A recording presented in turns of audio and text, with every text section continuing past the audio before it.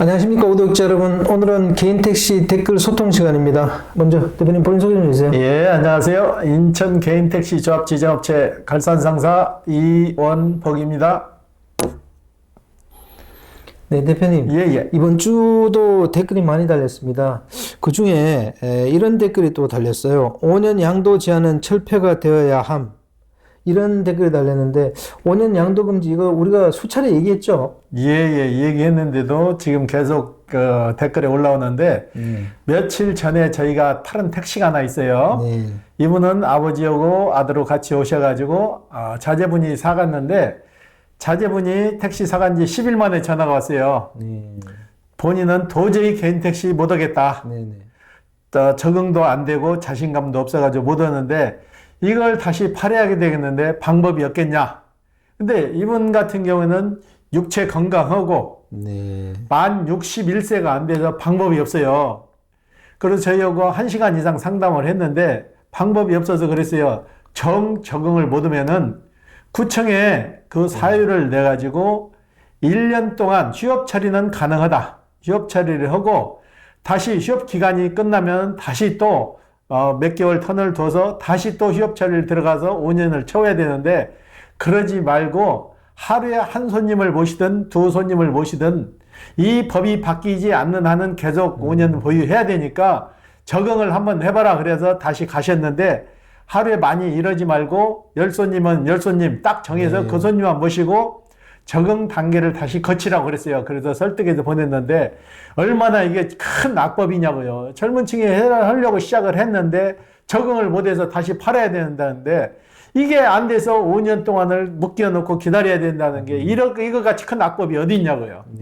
이 기간을 대폭 줄이든지 이 법을 없애든지 그래야지 이렇게 해서는 젊은 층 유입 절대 안 됩니다. 젊은 층 유입을 하기 위해서 경력도 파기해서 교육제도로 대체했는데 이분들이 와가지고 적응을 잘하면 되는데 명퇴하신 분들은 거의 99% 이상 적응을 하는데 그러지 못한 분들 적응을 못하면은 이런 분들한테는 다시 선택할 수 있는 기회를 줘야지 이걸 묶어놓는다는 건 진짜 악법이에요. 네. 5년 양도 금지도 문제지만 사전에 자기 적성하고 맞는지 그거 잘 판단해야 될 것 같아요. 그죠? 막연히 되겠지 하는 기대 심리로 왔는데 이거 하다 보니까는 첫날부터 손님하고 마찰 생기고 매닥이 찍고 가는 거고 길도 잘 모르고 그러니까는 힘들었나 봐요. 그래서 며칠 만에 손 들어버린 거예요. 자기가 꾸준히 무슨 일을 못할 것 같으면 이런 경우에는 법인 택시를 몇 달을 해보는 것도 좋은 방법이 아닐까요? 개인 택시는 큰 돈 들여도 시작하게 되면은 무조건 5년 보유 기간이 있기 때문에 법인 택시를 가서 한 달이든 두 달이든 해고 왔으면은 이런 어려움은 겪지 않았겠죠. 좀 안타깝습니다. 다음 댓글은 이렇습니다. 저도 시작 전에 자율주행 때문에 불안했는데 애플이 자율주행차 사업 접는 거 보고 이거 시간이 좀 걸리겠구나 하고 남바 인수했죠. 그랬는데 이 자율주행 문제는 저희들이 몇 번 얘기한 것 같아요. 그죠? 자율주행 저희가 얘기를 하게 되면 저 업자가 개인 택시 팔려고 자꾸 자율주행 택시가 되는데 왜 안 된다고 그러는지 모르겠다는 식으로 저한테 전화도 오고 댓글도 자꾸 달아주시는데 전기차 처음에 나왔을 때 1800년도에 전기차가 개발해서 나왔는데 1800년에서 지금 2024년이잖아요. 지금까지 전기차 제대로 해서 개발이 됐냐고요. 계속 불나고 결함이 생겨서 지금도 그 오랜 기간이 지나서도 개발이 안 됐는데 자율주행 택시가 그렇게 빨리 개발이 되는 게 아니고 자율주행 택시가 도로의 여건에 맞춰서 운행하려면은 사회주의 국가에서는 가능하지만 민주주의 국가에서는 좀 어렵다고 했는데 그걸 자꾸 반문을 하시니까 저도 뭐라고 대답을 말이 없어요. 서로 생각의 차이니까. 그렇죠. 그건 자기 판단이니까요. 미래를 어떻게 보느냐. 이건 사업이잖아요. 그죠? 개인 그렇죠. 그러니까 자기가 판단해서 들어와야 되는데 저도 자율주행은 제 생각에는 한 몇백 년 지나서 일어날 일로 저는 알고 있습니다. 생각하고 있고요. 다음 또 댓글이 있습니다. 결론은 개인 택시 못 사서 부러워 배 아프다는 얘기입니다. 부러우면 열심히 일해서 돈을 모으십시오. 이런데 이거 사실 이게 진짜 현실적인 얘기인 것 같아요. 지금 그러잖아요. 자율주행 택시도 있지만 드론 택시도 있잖아요. 드론 택시도 과학 공상 영화에나 공상 만화에나 나올 문제지 지금 당장 실현되는 거 아닌데 너무나 앞당겨서 걱정하실 필요는 없다고 봐요. 네네. 그렇잖아요. 예, 네네. 예. 그러니까 기술이 이 발전하는 건 인정하지만 그게 현실로 상품화되고 상업화되는 건 별개의 문제거든요. 그렇게 봐줘야 되는데 마치 뭐 기업에서 자율주행 얘기하니까 현실로 막 내일 모레 다가올 것처럼 그렇게 생각하는 건 아니라고 저는 보고 있습니다. 예, 예. 이분 같은 경우는 사실 개인 택시 뭐 못 사서 부러워 배 아프다는 얘기입니다 그랬는데 저는 자율주행 얘기하기 전에 저 같으면 열심히 돈을 모아서 개인 택시를 사는데 더 노력할 것 같아요. 제가 며칠 전에 제가 그 인천시에서 그 개인 택시들 족구대회를 제가 개최해서 주관사거든요. 네네. 거기도 갔고 축구 연합회도 모임에도 가서 개인 택시 기사분들 많이 만나서 얘기했는데 실질적으로 개인 택시 하시는 분들이 자율주행 택시에 대해서 걱정하시는 분 한 분도 없어요. 네. 미리 일어나지도 않을 일을 당겨서 걱정한다는 것은 본인만 스트레스 받지 어차피 과학이 발달되면 언젠가는 정착이 될 거예요. 그렇지만 그 단계가 좀 늦어진다는 얘기죠. 네, 그러니까 걱정 안 하셔도 될 것 같아요. 네. 예. 자율주행 얘기하시는 분들은 무슨 생각인지 모르겠습니다. 아니 개인 택시가 뭐 그분들한테 피해 준 거 없이 열심히 일해서 돈을 벌겠다는데 왜 이 얘기만 나오면 뭐 자율주행 곧 된다 그러시는지 저는 이해가 안 되더라고요. 서로가 견해의 차이죠. 네. 예, 예. 요번 댓글은 좀 길게 달았더라고요. 인구 대비 택시가 많은 대구 1000명당 택시 6.5대, 서울 1000명당 7.4대로 서울이 제일 택시가 많습니다. 차는 또 제일 막힙니다. 서울이야말로 감차를 해야 되는데 비싼 개인 택시를 감차할 수 없으니 시에서 서울 법인 택시를 감차해야 됩니다.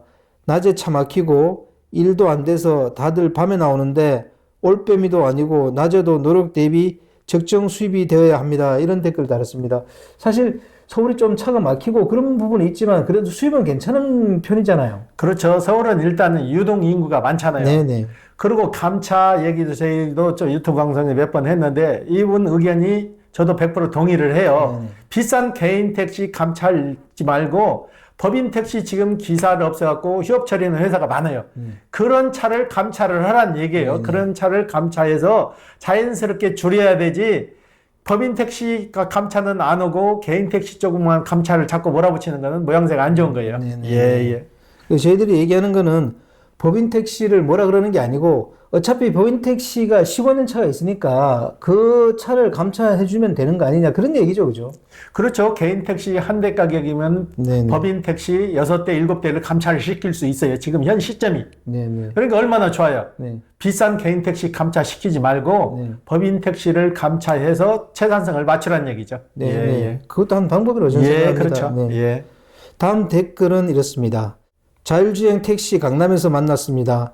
너무 어이없게 운전하더군요. 끼어들기도 못하고 차선 막고 기다리고 골목길로 들어가면 운전자가 운전한다 하더군요. 이런 댓글을 달았습니다. 실제 강남에 있는 거 보니까 운전자가 있던데요, 그죠? 예, 안전관리자가 있죠. 네네. 안전관리자가 있어 운행하는데, 유튜브에서 제가 그런 댓글이 올라왔길래 유심히 내가 보고 캡처를 해놨는데, 이분도 저 의견이 똑같더라고요. 자율주행 택시 안 되는 이유에 대해서 쭉 설명을 해놨는데, 우리나라 같은 경우는 좁은 골목까지 승객들이 택시를 자기 집 앞에까지 가잖아요. 일단 가면은 정상적으로 주차해놓은 차가 거의 없잖아요. 도로가 좁다 보니까 이면도로까지 주차를 빽빽하게 해놨는데 자율주행 택시가 불법 주차한 그 주차 공간을 뚫고 들어갈 수 있냐고 이분은 제일 먼저 그걸 올려놨더라고. 현실성 있는 얘기예요. 네네. 예, 예. 그리고 보험 문제도 그러고 그 자동차 사고 났을 때 책임지는 부분도 그러고 여러 가지 현실적으로 해결해야 될 부분이 상당히 많거든요. 이 자율주행차가. 그렇죠. 그냥 쉽게 생각할 부분이 아니에요. 말 그대로 자율주행 택시가 나와서 지금 시험 단계지 이게 바로 상용화는 될 수가 없는 거예요. 지금 주행하는 것은 큰 대로변, 정해진 대로변에 위성 따라서 이렇게 움직이는 거지 좁은 골목까지는 못 들어간다고. 네네. 그러니까 좀 더 지켜봐야 될 문제 같아요. 네네. 예. 저는 자동차 제조회사들이 이 자율주행차를 만드는 이유는 명백하다고 생각합니다. 왜냐하면 그 앞으로 자동차를 좀 쉽게 운전하는 그 기술을 확보하기 위해서 이 자율주행차를 계속 테스트한다고 보고 있거든요. 그 기술들을 아마 미래 세대에 나오는 자동차에 많이 접목은 되되 그렇다고 해서 거기서 사람을 완전히 배제시키려고 하는 그런 건 아니다. 저는 그렇게 보고 있습니다. 택시 같은 경우는 더 민감한 게 택시는 사람을 태우고 운행해서 수익을 내는 구조예요. 화물 같은 건 자율주행이 가능해요. 물류창고에서 물류까지 해서 그 노선으로만 쭉 간다면 가능하지만은 택시는 돌발 변수가 많이 있다고요. 쉽게 말해서 손님이 술을 드시고 차를 타가지고 갑자기 오버히트를 한다든가 뭐 문제가 생겼을 때 자율주행 택시가 어떻게 대응을 하냐 이거죠. 아직까지는 개발 단계고 더 먼 미래를 내다보고 개발하는 중이니까 그래서 자율주행도 자꾸 시험 운행을 거쳐서 어느 정도 최단성이 맞았을 때 자율주행 택시가 운행하는 거예요. 그러니까 너무 앞당겨서 걱정 안 하셔도 될 것 같아요. 네, 그렇습니다. 만약에 운행하더라도 지금과 같이 구역별로 운행한다든가, 그죠? 대로변을 상대로 이렇게 그렇죠. 운행하는 운행하는 거라든지 또는 개인 택시의 자율주행이 도입되려면 전에도 제가 몇 번 말씀드렸지만 기차, 버스 이런 게 다 도입되고 나서 그 이후에 이제 택시 자율주행이 문제되는 거지 지금은 생각할 필요도 없는 거라고 봅니다. 네. 이렇게 되면 또 시청자분들 중에 또 댓글을 또 달 수도 있는데 하여튼 저는 그렇게 생각합니다. 예. 네. 다음 댓글은요. 아니 왜 부재를 들먹이세요? 사업자의 자율로 운행하는 게 정상으로 봅니다. 이런 댓글 달았어요. 이거 부재 관련해서 댓글 다신 것 같은데 이 사업자를 갖고 있는 자영업을 갖다가 부재로 묶는다는 건 문제가 있잖아요, 사실 그죠?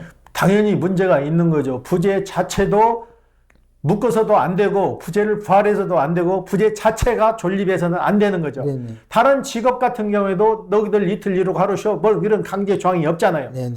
그리고 택시만 유독이 규제가 있는데 그리고 부재 같은 경우에도 국토부에서 지자체로 내려보내가지고 검토하라 그랬는데 지자체에서 다시 국토부로 다 반려를 했잖아요. 우리는 못한다. 그래서 그 단계까지 왔을 때는 지자체에서도 본인들이 손을 안 대겠다는 얘기예요. 네, 국토부로 다시 이관했다는 것은 부재 부활은 될 수도 없는 문제고 부재 돼서도 안 되는 얘기죠. 네, 그렇습니다. 네, 다음 댓글은요. 요즘 같은 경기에 개인 택시만 한 게 없어요. 그랬습니다. 저도 이렇게 생각하는데 거기에 대해서 대표님 좀 설명 좀 해주시죠. 저희 댓글에도 그런 댓글이 올라온 거 봤거든요. 개인 택시를 하게 되면은 수도권에서요, 서울이나 인천 했을 때 1억 5천 가지고 할 수 있는 사업이 있으면 추천해달라. 네네. 1억 5천 가지고 사업을 해서 정상적으로 손실 안 나고 할 수 있는 사업을 추천해달라고 하는데 과연 몇 개나 있을까요? 네네. 과연 몇 개나 있고 개인 택시 같은 경우 우리가 장단점을 계속 이야기하는데 선입견을 갖지 마시고 그걸 있는 그대로 받아줬으면 좋겠어요. 개인 택시는 일단 시작하게 되면 손실률이 적잖아요. 일단 개인 택시 넘버값이 살아있고 차가 살아있으니까 손실률 비율에 비해서 안전하기 때문에 많이 선택하시는데 그걸 굉장히 비하시는 분도 많잖아요. 그 돈이면 편의점 알바하는 게 낫다. 그러면 그분은 그냥 가서 편의점 알바하시면 되는 거고 구태 이런 얘기는 할 필요가 없다는 얘기죠. 예.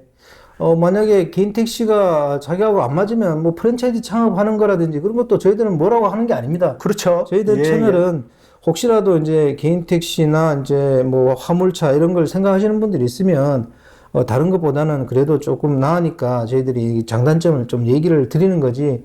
뭐 다른 거 사업할 게 있으면 그쪽으로 가고 또 전문 기술이 있는 분들은 회사에 다시 들어가면 된다고 봅니다. 근데 사실 우리나라 사람들 중에 정년퇴직 하신 분들 중에 특히 전문 기술 갖고 있는 사람들이 극히 없습니다. 뭐 의사, 변호사 이 정도면 평생 뭐 먹고 살 수는 있겠지만 그 외에는 회사에 있던 분들은 회사를 나오는 순간 그건 전문 기술로 볼 수가 없거든요. 그래서 저희들이 이제 개인 택시와 화물차에 대해서 자주 얘기를 드리는 겁니다.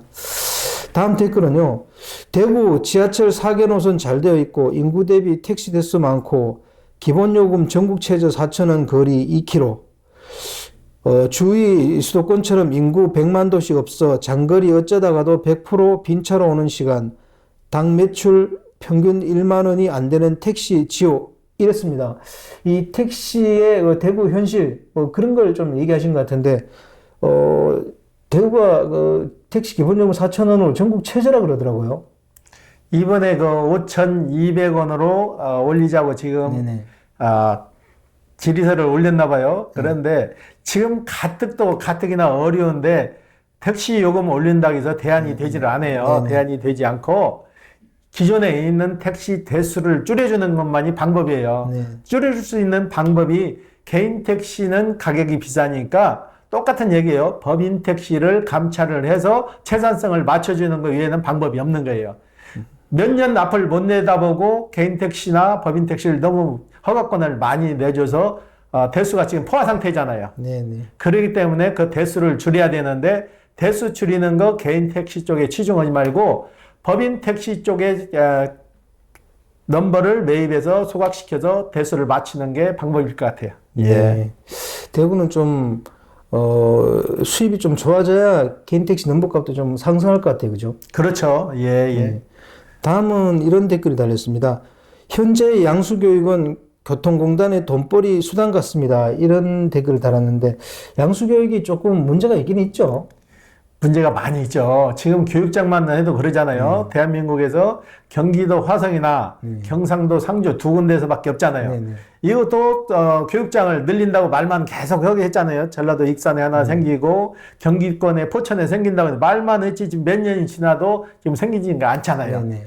그리고 이 교육 자체도 시 자체 내에서도 얼마든지 가능해요. 네네. 거기까지 내려가서 교육 받을 일도 없고 맞아요. 교육비도 52만 원씩이나 주고 거기 숙박비 내고 별도로 받아야 되는데 이거는 그 개인 택시가 무슨 특별하게 전문직을 요하는 것도 아니고 개인 택시 면허증과 택시 자격증만 있으면은 건강 상태만 종합병원에서 건강 진단을 받아서 이상이 없으면은 누구나 할 수 있게 내주는 게 맞는 거지 너무나 조건을 어렵게 만들어 가지고 그 가는 것도 모순점이 많아요. 교육 갔다 오신 분들이 이구동성을 한다는 얘기가 교육 내용은 별것도 없고 겨우 듣고 왔다 그래요. 시간만 채우고 왔다고. 그분들이 그렇게 얘기했을 때는 교육 내용이 없다는 얘기예요. 네네. 예. 아니 그리고 수도권에 이런 양수 교육장이 많이 없다는 것도 또 아이러니컬합니다. 만약에 수도권에 지금 운전면허 학원들 좀 노는 데가 많거든요. 그런 데를 대여해서 실습도 하고 그 교육장 갖추고 있잖아요. 운전면허 학원에서. 그렇죠. 그런 데를 활용하면 충분히 서울 뭐 수도권에도 많이 양수 교육장을 많이 만들 수 있을 것 같은데 이런 거는 왜 생각 안 하는지 모르겠어요. 그리고 교육비도 너무 비싸잖아요. 네네. 52만 원이라는 교육비를 내는데 집 근처 가까운데 운전면허 시험장이나 이런 데서도 얼마든지 이걸 활용할 수가 있다고요. 네. 특별하게 그 대단한 교수진을 모시고 와서 강의하는 것도 아니고 교수진들이 강의한 내용 그대로 와서 우리한테 얘기를 해요. 얘기하는데 제가 직접 들어보지 않았으니까 어떻게 뭐라 판단은 못 하겠는데 불필요한 얘기가 너무 많더란 얘기예요. 맞습니다.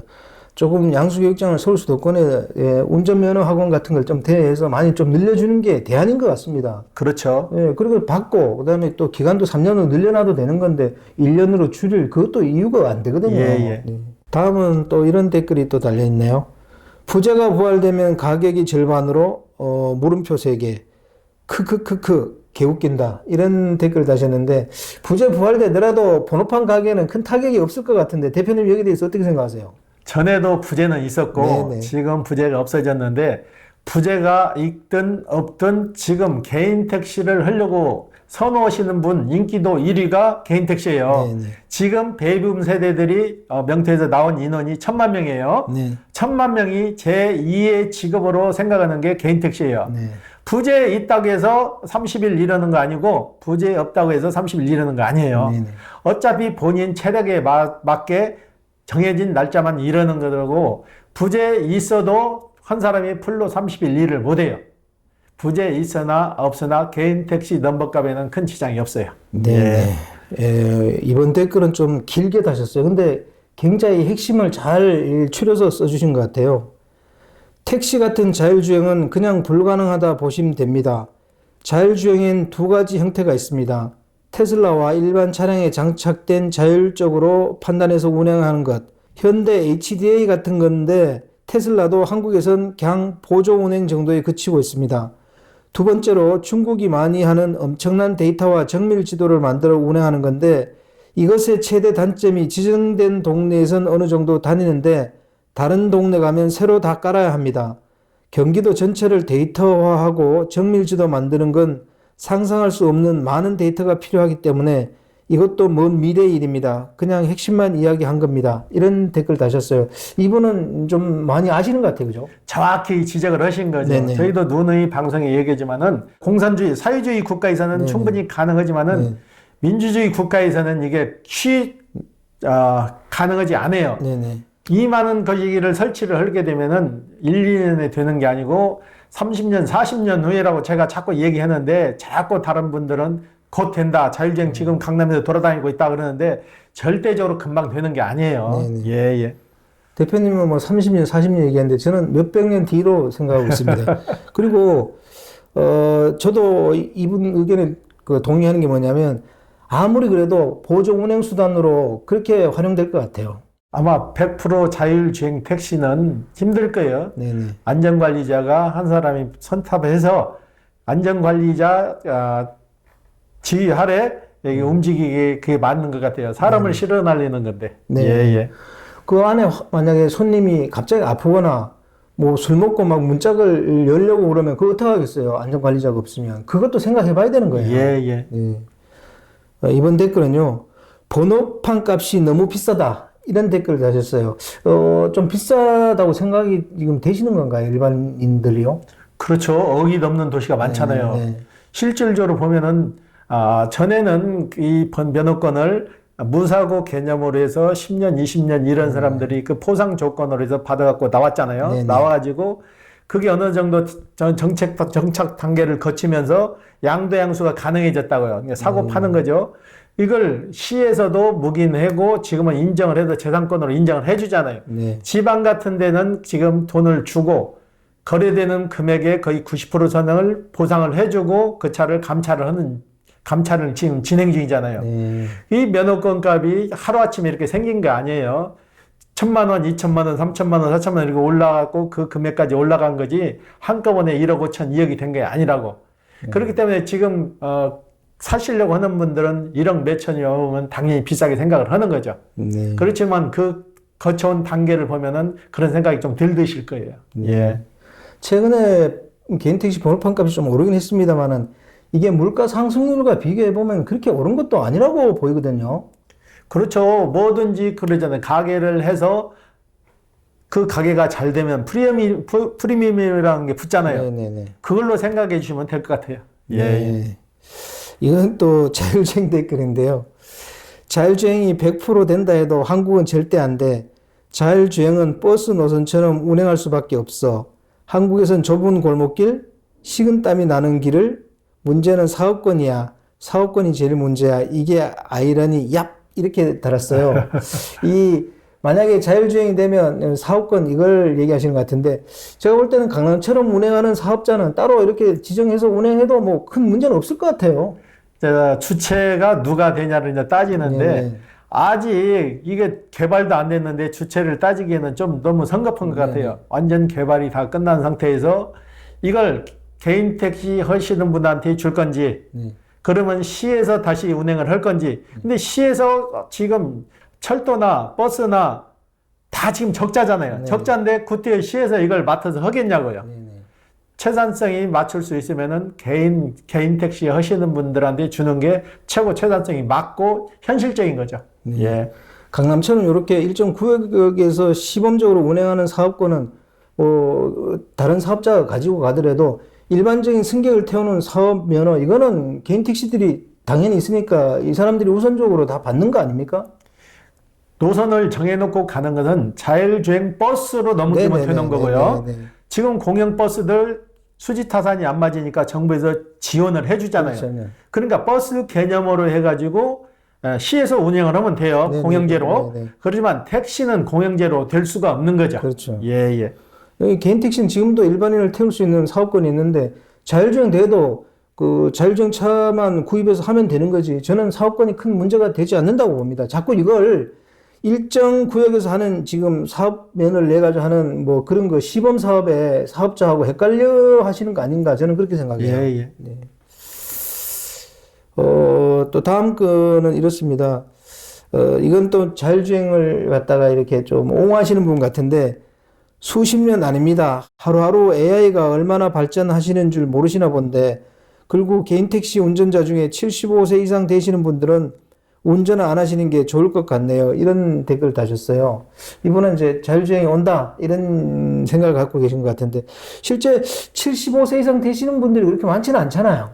아직 많이 계시는데 네. 이분이 걱정하실 단계는 아닌 것 같아요. 네. 본인이 알아서 판단하는 거지 누가 이래라 저래라 해서 당신 나이 먹었으니까 그만해 할 수는 없는 거예요. 네. 직업의 나이 제한이 어디 있어요? 본인이 할 수 있는 능력 되고 그리고 자격 유지 검사를 1년에 한 번씩 해서 거기서 걸러내잖아요. 걸러내서 할 수 없는 분들은 탈 수 있게끔 만들어줬는데 거기까지는 걱정 안 하셔도 될 것 같아요. 예. 그리고 앞으로 우리나라가 고령화되는 거는 필연적입니다. 앞으로 90까지는 누구나 일을 해야 됩니다. 함부로 이렇게 나이 드셨다고 얘기할 부분이 아니에요. 젊은 분들도 이제 90, 100세 다 살 텐데 나이 75세 이상이라고 그래가지고 지금 뭐 나이 많은 것도 아닌데 이런 식으로 얘기하면 곤란합니다. 전에는 그랬잖아요. 60세에 환갑잔치를 했어요. 60을 못 넘기고 돌아가시는 분들이 많아서 환갑잔치를 했는데 지금은 7순, 8순 잔치도 안 해요. 8순 잔치도 안 오고 그만큼 길어지는데 생명이 길어지는데 이걸 단일적으로 몇 세 이상은 하지 마라. 이렇게 규제해서는 안 되는 거죠. 예. 이제는 사회가 고령화되기 때문에 이 어르신들 인력을 확보해가지고 활용하지 않을 수 없어요. 아니면 사람이 없는데 어떻게 해요? 이런 얘기는 이제 앞으로 이거 함부로 하면 안 될 얘기입니다. 예. 제가 볼 때도 90 넘었으면 이제 좀 그거는 한번 인지 능력이라는 이런 걸 좀 테스트 하셔가지고 뭐 면허를 반납하는가 하셔야 되지만 70, 80까지 그 나이대에서 개인 택시 운행하는 거는 크게 문제될 게 없어요. 인지 능력만 되면 그죠. 지금 사회에서도 이걸 조장을 하는 게요. 택시가 사고 났다 하면 나이부터 따져요. 몇 세 이상, 너무나 고령이갖고 사고 났다. 그러면 젊은 층은 사고 안 나냐고요. 젊은 층에서 사고율이 더 많아요. 고령층보다. 젊은 층은 과속하고 그러다 보니까 사고가 더 많은데 젊은 층에 터지는 사고는 이슈 안 시키고 꼭 개인 택시 노령자가 사고 났다 하면 굉장히 이슈화를 시키더라고. 이것도 편파적인 보도죠. 예.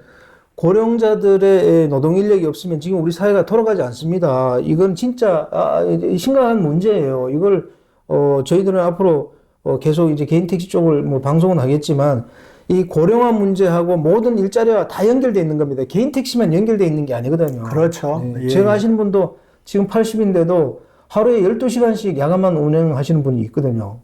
근데 너무 건강이 괜찮으니까 아무 문제 없다는 겁니다. 전에 얼마 전에 몇 달 전에 오신 그 어르신인데 83살을 드신 어르신이에요.